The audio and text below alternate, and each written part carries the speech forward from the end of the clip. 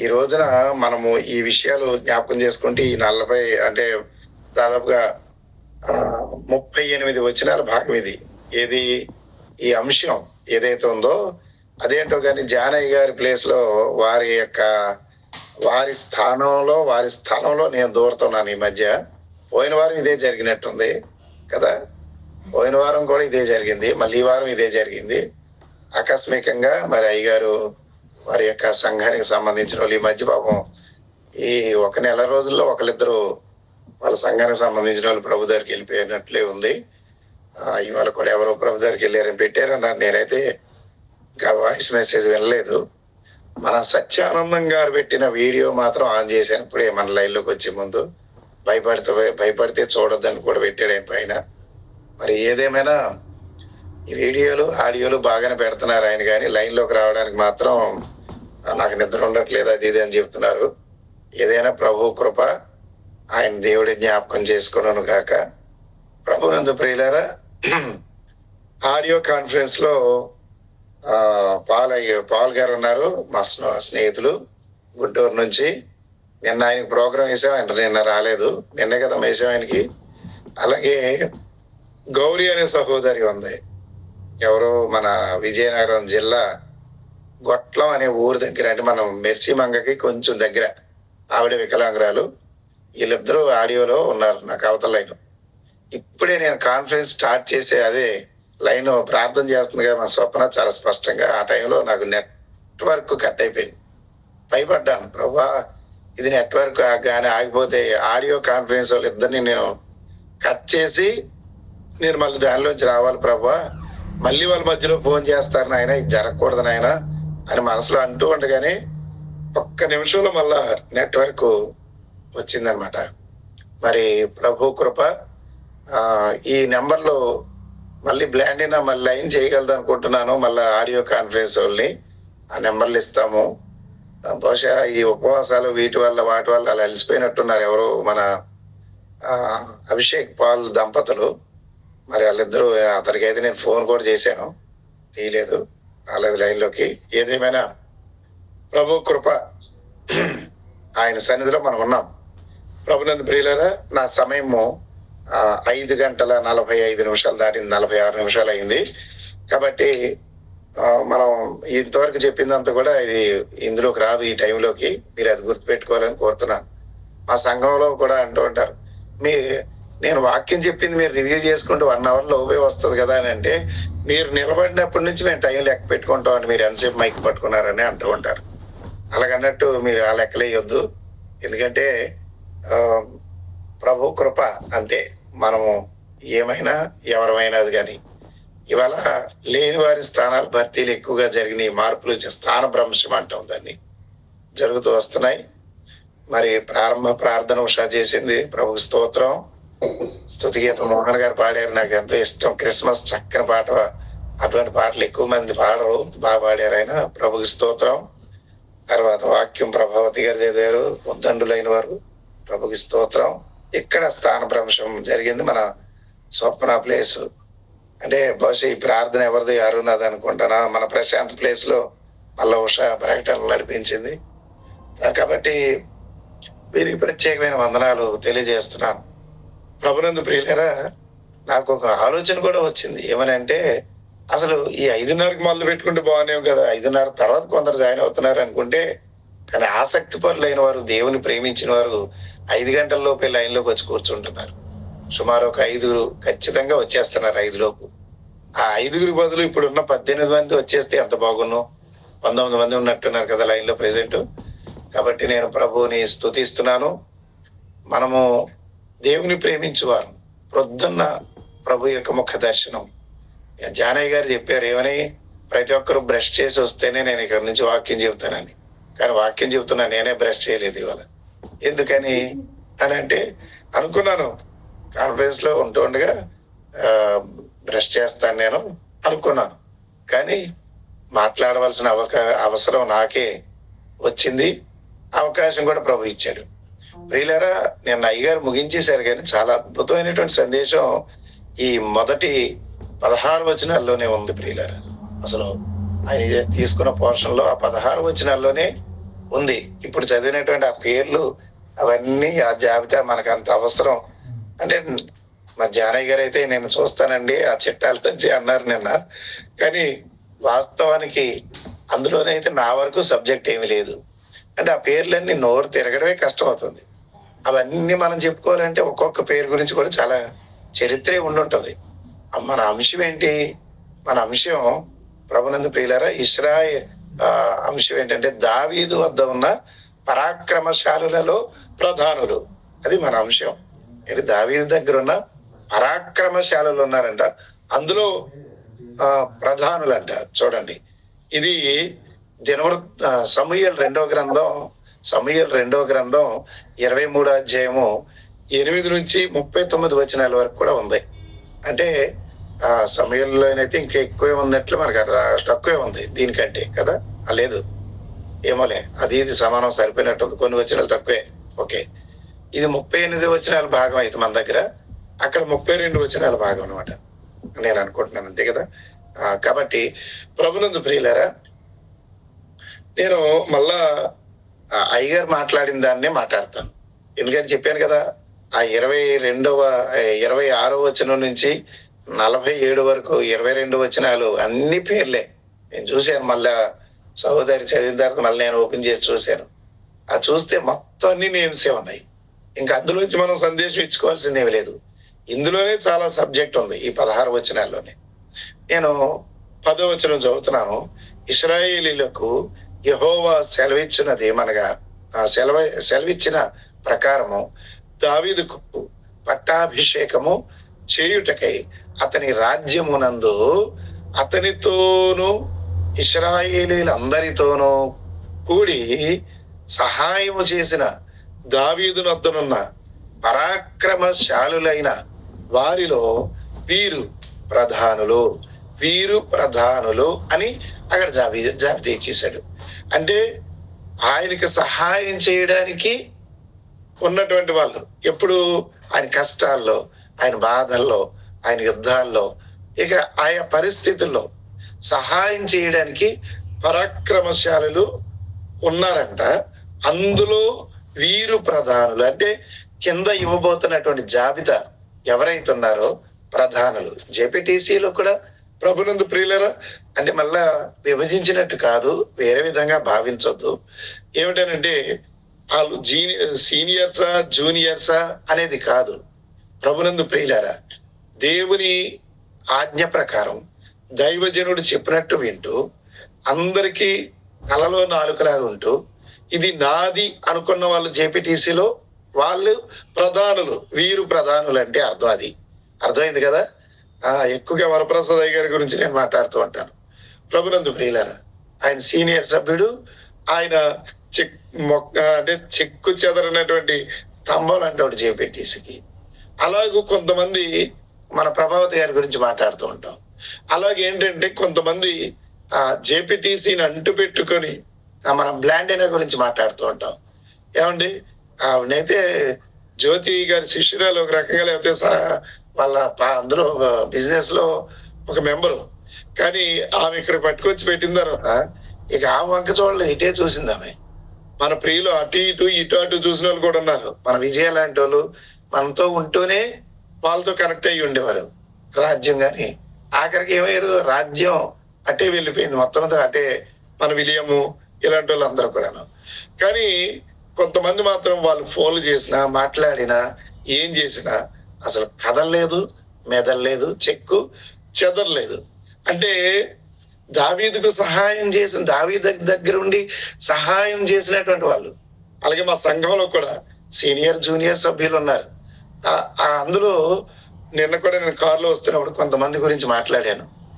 ఇంత పరిస్థితులు, ఎన్ని ప్రతికూలతలు కానీ, ఎన్ని ఇబ్బందికరమైన స్థితులు ఉన్నా, ఎన్ని గొడవలు సంఘంలో అవుతున్నా, ఎంతమంది తిరుగుబాటు చేసి బయటకు పోతున్నా, కొంతమంది ఆ పేర్లు ఇప్పుడు చెప్పలేండి, ఆ 2 3 4 గురించి నేను మాట్లాడినప్పుడు నాతో ఉన్నటువంటి వాళ్ళు డిస్కషన్ చేశారు. అవునులే అండి, మీకు తెలియదు కదండి వాళ్ళ సంగతి అంటూ కూడా కొంచెం వాళ్ళ మీద కూడా ఏదో చెప్పడానికి అలిగేషన్ మొదలు పెట్టారు.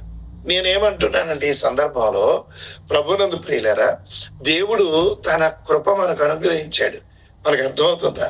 వారు మాత్రమే కాక వారి కుటుంబాలను కూడా ఇన్వాల్వ్ చేసేటువంటి వాళ్ళు ఉంటారు పరిచర్యలో. అంటే వారి ఫ్యామిలీస్ బహుశా నేను అదే అనుకుంటున్నాను. వాళ్ళ ప్రధానులు ముఖ్యులు అని ఎందుకు అంటున్నారంటే వాళ్ళు మాత్రమే కాక వాళ్ళ కుటుంబాలతో ఇన్వాల్వ్మెంట్ ఉంటుంది. అందుకే ప్రధానులు అయ్యి ఉంటారు. ఒక్క వ్యక్తి అయితే ఒకవేళ కుటుంబాన్ని ఇన్వాల్వ్ చేయనోడు ఏమవ్వాలి, చేయలేకపోతే ఏమవ్వాలి? సంఘ పెద్ద అయినా ఏదైనా. తిమోతికి రాసినటువంటి మొదటి పత్రికలో కదా, అక్కడ తిమోతికి పౌలు గారు రాస్తూ సంఘ పెద్ద అయిన వాడు లేక అధ్యక్షుడైన వాడు ఏ రకంగా ఉండాలో ఆ జాబితా అంటూ ఉందా? మీరు ఆ పోర్షన్, ఆ భాగం మీరు తీసి చదవగలరు అనుకుంటా. నేను కొంచెం రిఫరెన్స్ అయితే త్వరగా చెప్పలేను. లైవ్ రీడర్స్ కానీ ఇతరులు కానీ ఎవరైనా ముందు రిఫరెన్స్ చెప్పేసి చదువు. ఎందుకంటే తిమోతికి రాసిన మొదటి పత్రిక 3వ అధ్యాయం 1వ వచనం. ఎవడైనాను అధ్యక్షత పదవిని ఆశించిన ఎడల అట్టివాడు దొడ్డ పనిని అపేక్షించుచున్నాడను మాట నమ్మదగినది. అధ్యక్షుడగు వాడు నిందారహితుడును, ఏకపత్ని పురుషుడును, మితానుభవుడును, స్వస్థబుద్ధి గలవాడును, మర్యాదస్తుడును, అతిథి ప్రియుడును, బోధింప తగిన వాడునయుండి మద్యపానీయు, కొట్టువాడును కాక సాత్వికుడును, జగడమాడని వాడును, ధనాపేక్ష లేనివాడునై సంపూర్ణ మాన్యత కలిగి తన పిల్లలను స్వాధీనపరచుకొనుచు తన ఇంటి వారిని బాగుగా ఏలువాడునై ఉండవలెను. ఇప్పుడు మీకు అర్థమైందా? అంటే జాబితాలో మళ్ళీ నేను చదివిస్తాను. అది మీరు ఎవరైనా అమ్మాయి వాళ్ళ పాప వెనకాల అదేంటి ప్లేబ్యాక్ మ్యూజిక్ వస్తుంది, అయినప్పటికీ పర్లేదు, బాగుంది. ప్రియులరా, చాలా స్పష్టంగా చదివింది ఆమె. అందుకే భయపడుతుంది లైవ్ రీడింగ్ చేయడానికి ఆమె. అయినప్పటికీ నిన్న చెప్పాను, మాట చెబితే కొంచెం మనసు కొంచెం నొచ్చుకుంది. అరే, నేను మా పాప గురించి నేను చదవలేను అన్నాను కాబట్టి నా పేరు వేయలేదన్నారు పాస్టర్ గారు అని కొంచెం నాకు అర్థమైంది అమ్మాయి విషయంలో. అంటే ఈ రోజు మనకి ఏమర్థం అవుతుందంటే, అప్పుడు నేను చెప్పాను, మీ పాప ఏడ్చినా పాట పాడినా పర్లేదమ్మా, background music and playback music లాగా ఉంటది అని చెప్పాను. కాబట్టి అటువంటి ప్రాబ్లం లేదు. పక్కన ఫ్యాన్లో నేను వాక్యం చదివినప్పుడు ఫ్యాన్ ఆపరు, ప్రార్థన చేసిన ఫ్యాన్ ఆపరు, చల్లి కూడా ఫ్యాన్లు వేసుకుంటారండి. లేదా రోడ్ల మీద వాహనాల మధ్యలోకి వెళ్ళి చదువుతూ ఉంటారు, మాట్లాడుతూ ఉంటారు, పాటలు పాడుతూ ఉంటారు. అది కాదు. మనము ఒక డీసెంట్ క్లైమేట్ మనం క్రియేట్ చేసుకోవాలి మన చుట్టూరు కూడా మనం పనిచేసేటప్పుడు. ప్రభునందు ప్రియులే, సరే ఇక్కడ మనకి ఈ మాటలే మాట్లాడతాను ఒకసారి. ఏది ఈ తిమోతితో తన ఆత్మీయ తండ్రి అయిన మరి పౌలు గారు చెప్తున్నటువంటి మాటలు మనం ఇవే ఒకసారి జ్ఞాపకం చేసుకుందాం. 3వ అధ్యాయంలో మొదటి నుంచి ఉన్నటువంటి భాగం తన మొదటి పత్రికలో. ప్రభునందు ప్రియులరా, జ్ఞాపకం చేస్తే మొట్టమొదటి ఏమన్నాడు ఒక్కొక్కటి చూద్దాం. మీరు అప్పుడు ఏం చేయాలంటే కింద చేయవలసిన చేయకూడని పనులు అని ఒక జాబితా అటు ఇటు రాసేసుకోండి. ఏది చెయ్యదగిందో ఏది చెయ్యదగిందో రాసుకోండి. ప్రియులరా, ఇంకొక మాట ఏంటంటే లైవ్ అవుతుండగా రిఫరెన్స్లు ఇవ్వండి అంటే ఒక 2 ఆరంభ సూరత్వం లాగా 2 రోజులు పెట్టారు వరుసగాను. ఇక అక్కడ నుంచి చేతులు ఎప్పులెట్టినాయో, పెన్నులు ఇరిగిపోయినాయో, లేకపోతే మొబైల్ వద్దంతో మనకు తెలీదు, చేసేవాళ్ళు కూడా చేయడం మానేశారు. ఇవాటి నుంచి మొదలు పెడతారేమో అటువంటి వారు అని అనుకుంటున్నాం. అంటే స్క్రీన్ మీద ఆ రిఫరెన్స్లు ఇవ్వడం అనేది కార్యక్రమం. తర్వాత కొంతమంది రివ్యూ చేసుకొని రాసుకోవడానికి వీలుగా, మేలు చేయనిరిగి ఆ ప్రకారం చేయని వారికి డాష్ పూరించుకోండి. మీరు ఏ రకమైన మేలు చేస్తారో ఆ రకమైనటువంటి ఫలితం ఉంటది. మేలు చేయనిరిగి చేయకపోతే దానికి ఆపోజిట్ జరుగుతుంది. కాబట్టి మీరు చేయగలిగినటువంటి మీ తలంతులుగా, నేను చేయలేను కదా ఆ మేలు నేను చేయను. ఏం చేయది స్క్రీన్ మీద రిఫరెన్స్లు ఇవ్వడం అనేది నేను చేయగలనా? చేయలేను కదా. పాట పాడేస్తాను, ప్రార్థన చేస్తాను, వాక్యం చెప్పేస్తాను, వాక్యం చదువుతాను కూడా. కానీ వాక్యం లైవ్ రీడింగ్ కూడా చేయడం కష్టం అవుతుంది. అయినా నేను కూడా లైవ్ రీడింగ్ వేసుకుంటాను లేని త్వరలో. ఎందుకంటే నా మెయిన్ పోర్షన్ నేను పట్టుకుంటాను, నా పక్కన వాళ్ళు మిగిలి చదువుతారు. ప్రభునందు ప్రియులరా, దేవుని యొక్క సన్నిధిలో అంటే అందులైన వారు కూడా నాకు రాదు అని అనుకోకూడదు. వాళ్ళకు కూడా నేను లైవ్ రీడింగ్ చేయాలి అని బ్రెయిలీ బైబిల్ పట్టుకోవాలి. మెర్సీకి ఎన్నోసార్లు అదే చెప్తున్నాం. అటక మీద ఎక్కడో పెట్టారు అంటున్నారు 1-2 బైబిల్. ప్రభునందు ప్రియులారా, దేవుడు తన కృప మనకు అనుగ్రహించిన విధానం బట్టి మనం అందరం కూడా గుర్తుపెట్టుకోవాల్సిన విషయం అనమాట ఇది. సరే, మనం ముందుకెళ్తే తిమోతి తో పౌలు చెప్తున్న ఆ యొక్క ఏమంటారు లక్షణాలు, క్యారెక్టరిస్టిక్స్, ఏది ఎవడు అధ్యక్షుడైన వాడు లేక ముఖ్యుడైన వాడు పాటించవలసిన నియమాలు ఏంటి అని చెప్పాడు. చదువుదాం సరే.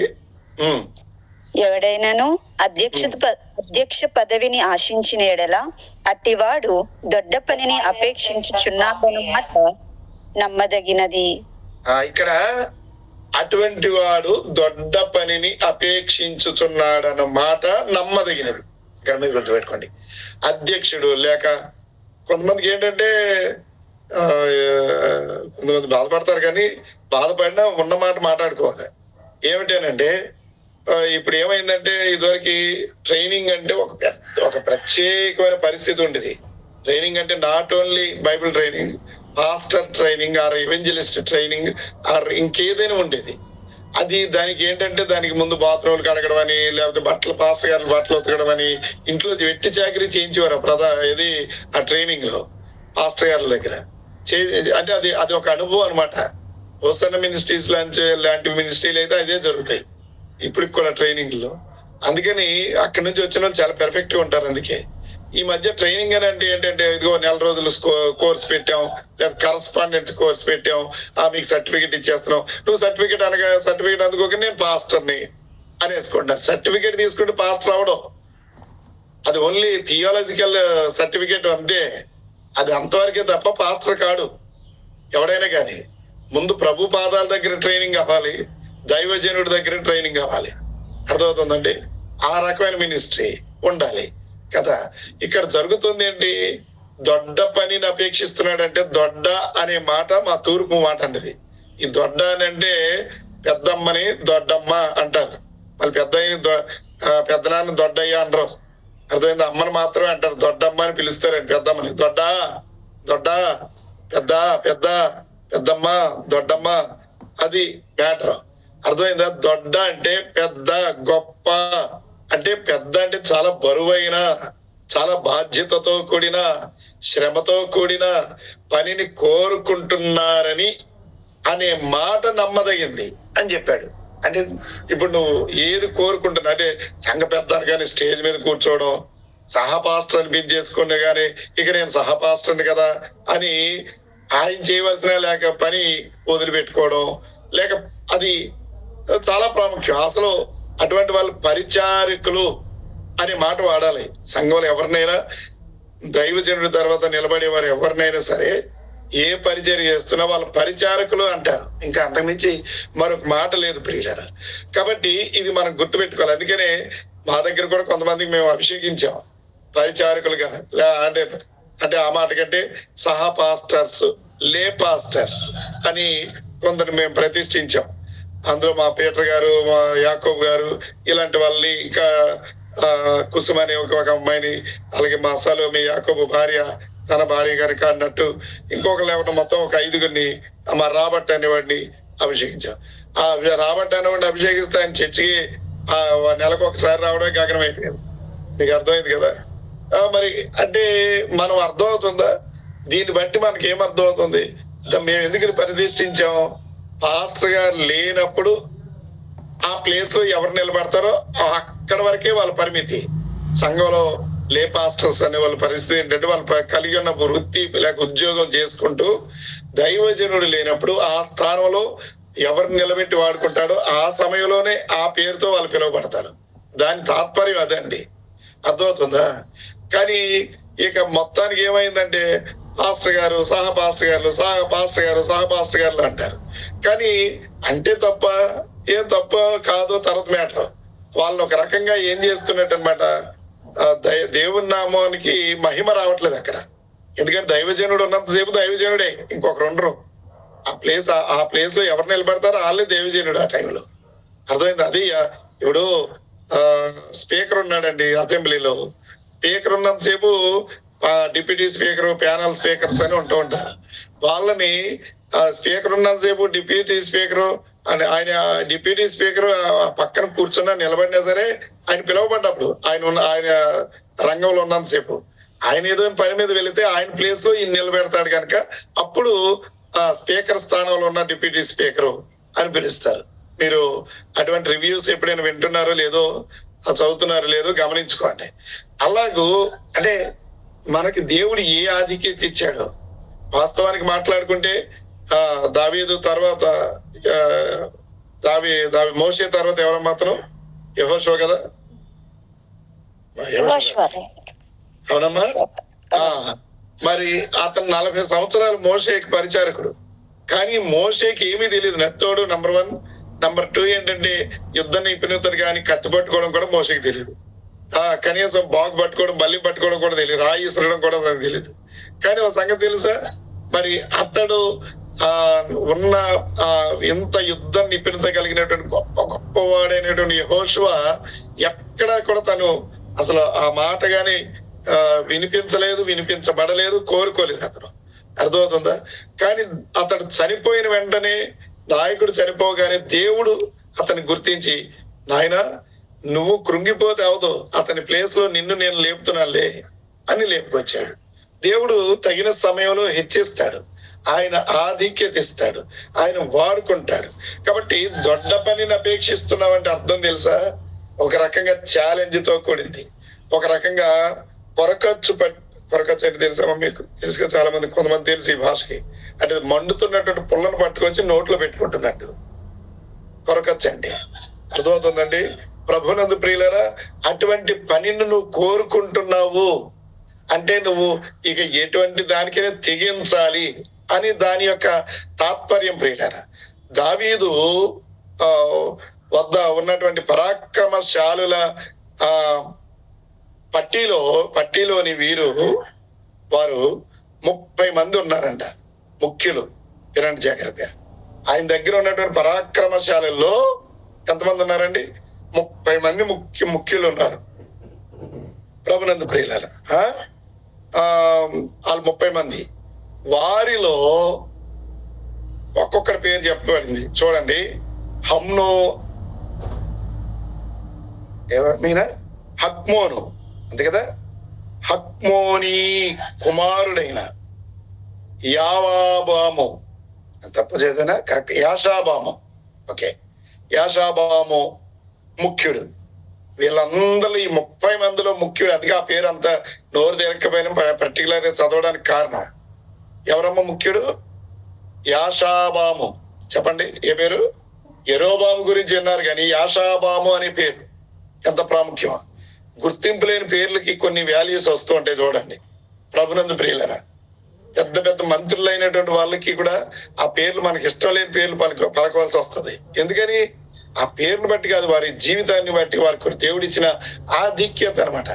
చూడండి, యాషాబాము అనేవాడు ఈ 30 మందికి ముఖ్యుడయ్యాడు అనమాట. మీరు గుర్తుపెట్టుకోవాలి ప్రభునందు ప్రియులరా, ఎంత ప్రాముఖ్యమైందో.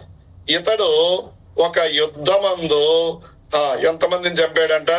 300 మందిని చంపి వారి మీద ఈటె ఆడించిన వాడు. ఈటె ఆడించిన వాడు అన్నమాట. ప్రభునందు ప్రియులరా, అర్థమవుతుందా? ఈటె ఆడించాడు 300 మందిని. ఎలాంటి వారిని అంట? 300 మందిని చంపాడంట. ఎలాంటి మామూలు ఇతడు ఒక యుద్ధమందు 300 మందిని చంపేసి వారి మీద ఈటెను ఆడించాడంట. ఈటెలాంటి సామాన్యమైన విషయాలు కాదు. ఊరికే గన నొక్కితే పేలే తుపాకి నొక్కితే పేలేటువంటి అదేంటి గుండు వెళ్ళి తగిలేది కాదు ఇది. ఈటె అంటే చాలా బరువు ఉంటుంది.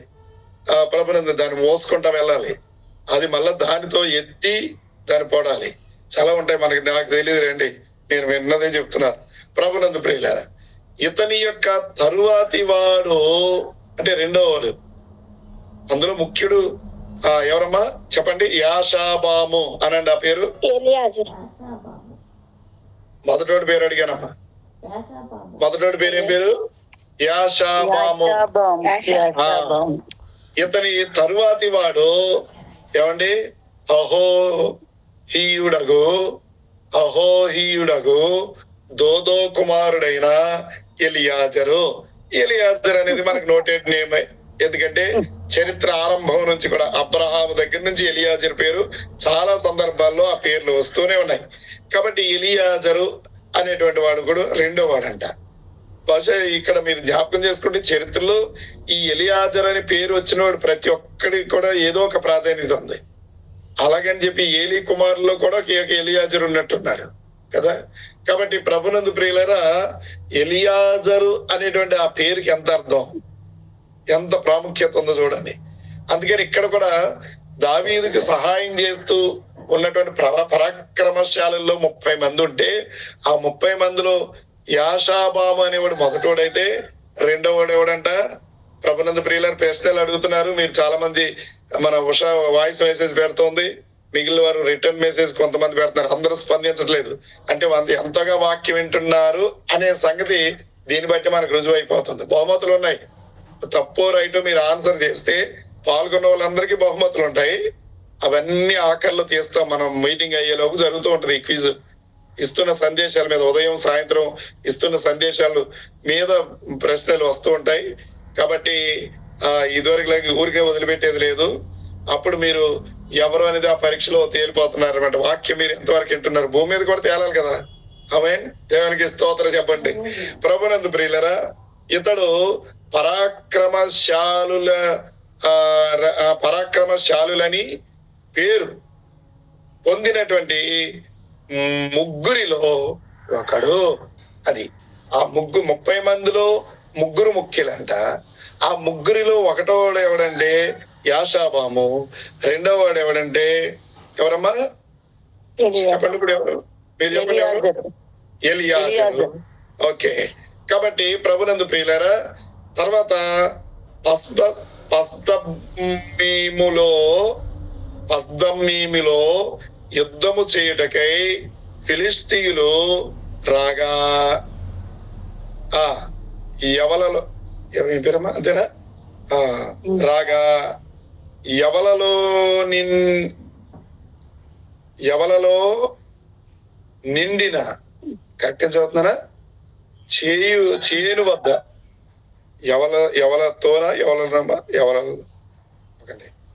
ఓకే యవలలో నిండిన చేను వద్ద వారిని చూచిన జనులు పారిపోయిరి. ఇక్కడ వీళ్ళని చూడగానే జనం అంతా పారిపోయారట. యవలం అంటే తెలుసు కదమ్మా, యవలను ఏమంటారు? బార్లీ కదా. ఆ చేను దగ్గర వీళ్ళని చూడగానే పారిపోయారంట ప్రియులారా, ఈ పరాక్రమశాలని.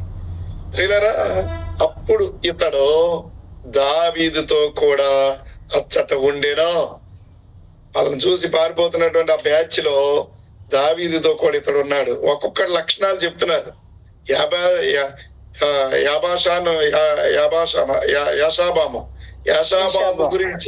యాషాబాము గురించి ఏం చెప్పబడుతోంది? యాషాబాము ఎటువంటి వాడు చెప్పాడు. ఎందుకు ముఖ్యుడు ఇతడు? యుద్ధమందు 300 మందిని చంపి వారి మీద ఈటి ఆడించినటువంటి వాడు అని చెప్పాడు. ఇక ఇతని తర్వాత వచ్చినటువంటి ఇతని పేరు ఎలియాజరు ఏం చేస్తున్నాడంట? దావీదుతో కూడా ఉన్నాడంట. అక్కడ ప్రభునందు ప్రియులారా మనం గమనిస్తే ఆ ముగ్గురులో ఒకడు అని చెప్పబడింది. అంటే ఈ తర్వాత అప్పుడు ఇతడు ఏం చేశాడు? దావీదు దగ్గరుండి దావీదుతో కూడా ఉన్నాడు, దావీదుతో కూడా ఆ స్థలంలో ఉన్నాడని చెప్తున్నాడు. కానీ ఎవరు దావీదుతో ఉన్నా ఎవరితో ఉన్నా కానీ వీరు చేనిలో నిలిచి దాన్ని కాపాడి ఫిలిస్తీయులను హతము చేయగా యెహోవా జనులకు గొప్ప రక్షణ కలుగజేసెను. అంటే జనులు వాళ్ళందరూ శత్రువులు వస్తున్నప్పుడు వాళ్ళు అక్కడి నుంచి పారిపోతున్నప్పుడు ఈ శత్రువులను ఏం చేశాడంట? ఇతడు వాళ్ళని అక్కడ నిలబడి పారిపోకుండా దావీదు ప్రక్కనే నిలబడి ఫిలిస్తీయులను హతము చేయగా వారు యెహోవా జనులకు ఏం చేశాడు? గొప్ప రక్షణ కలుగజేశాడు.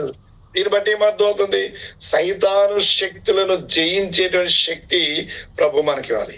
30 మంది పరాక్రమశాలులలో ముఖ్యులైనటువంటి వారు ముగ్గురు అదుల్లాము అనేటువంటి చట్టు, మీ దగ్గర ఏముంది మరి, నా దగ్గర చట్టు అని ఉంది.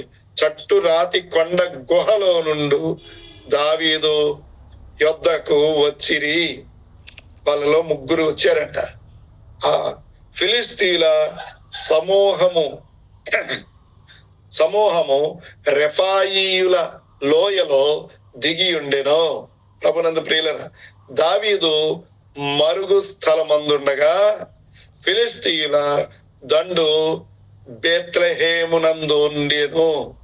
ప్రభునందు ప్రియులరా, దావీదు ఆశపడి బెత్లెహేము నందలి ఊరి, అంటే ఊరి అనేటువంటి గవిని యొద్దనున్న బావి నీళ్ళు కొంచెము నాకు దాహమునకు ఎవడు తెచ్చి ఇచ్చును అని అనగా, ఆ ముగ్గురును ఫిలిస్తీయుల దండులోనికి అషాహేలు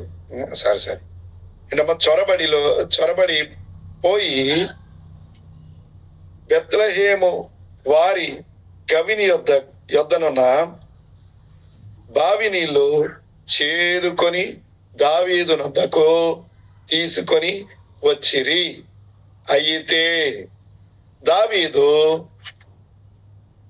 ఆ నీళ్లు త్రాగుటకు మనస్సు లేక యెహోవాకు అర్పితముగా వాటిని పారబోసి,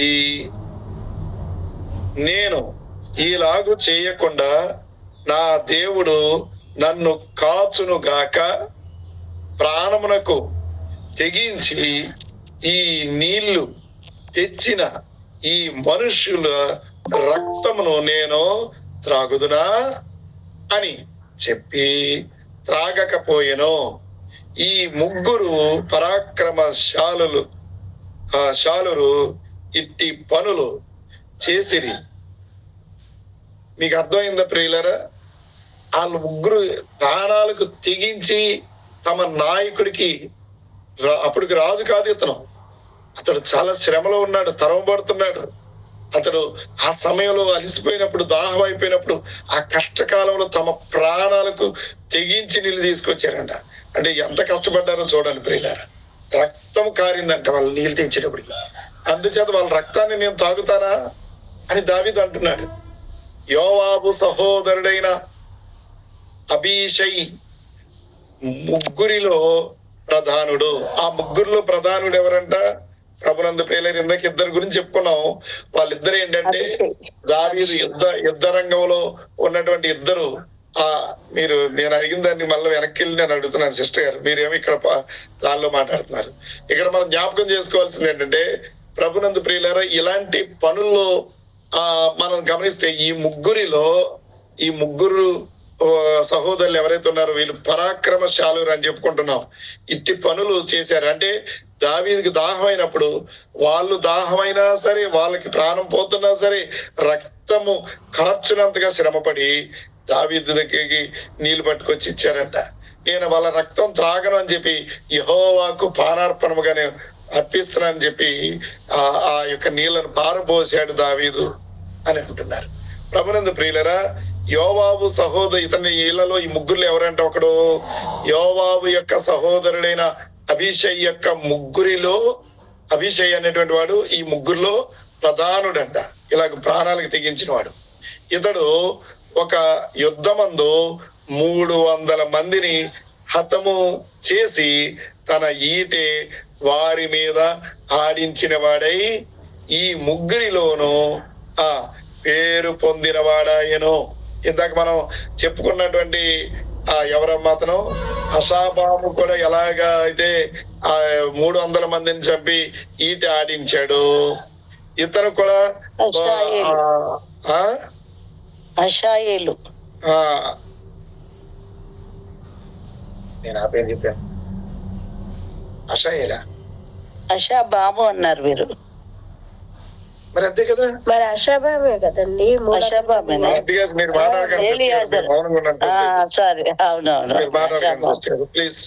మాట్లాడకండి, మధ్యలో వాళ్ళకి డిస్టర్బెన్స్ అవుతుంది మెసేజ్ కి. ప్రభునందు ప్రియులారా, కాబట్టి మనం గుర్తుపెట్టుకోవాల్సినటువంటి విషయం ఏంటంటే యోవాబు సహోదరుడైన అభిషై ముగ్గురిలో ప్రధానుడు. ఇతడు ఒక యుద్ధమందు 300 మందిని, అంటే అషాబాము ఎలాగైతే 300 మందిని చంపించి ఆ యొక్క ఈటిని ఆడించాడు వారి మీద. ప్రభునందు ప్రియులారా, ఇక్కడ కూడా మనం గమనిస్తున్నటువంటి సంగతి ఏంటంటే ఎవరమ్మా ఇతను పేరు మనం చెప్పుకుంటున్నాం, అభిషై. అంటే ఈ అభిషై ఎవరు? యోవాబు యొక్క సహోదరుడు. యోవాబు ఎవరు? దావీదు యొక్క సేనాధిపతి.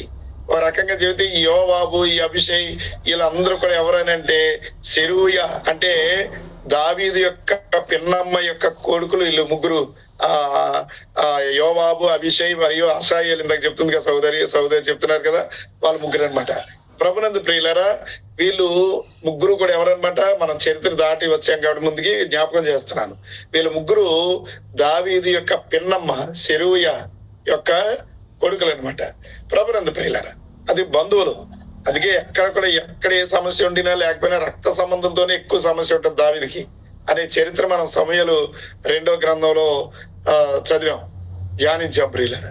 కాబట్టి మనం గుర్తుపెట్టుకోవాల్సినటువంటి విషయం. కానీ కష్టకాలంలో తోడుగా నిలిచినటువంటి వాళ్ళలో ఈ అభిషేక్ కూడా ప్రాణాలకు తెగించిన వారిలో ఒకడయ్యాడు. అంతేగాని రక్త సంబంధం అయినంత మాత్రాన, బంధువు అయినంత మాత్రాన కాదు. నేను సేవలో ఉన్నప్పుడు మా తమ్ముడు, నేను ఆయన నాకు మామూలుగా సహకారం చేయడమే కాక టైం తడిపోయింది. నాకు మామూలుగా సహాయం చేయడమే కాకుండా పరిచర్యలు కూడా ఏదో రకంగా సహకరిస్తూ ఉంటే నేను అతనికి అంతకుముందు ఏమి ఇచ్చేవాడిని కాదు. ఏదో కొద్ది గొప్ప మామూలుగా ఆ రోజు కూలి ఆ రోజు అన్నట్టు ఇస్తూ వచ్చేయండి.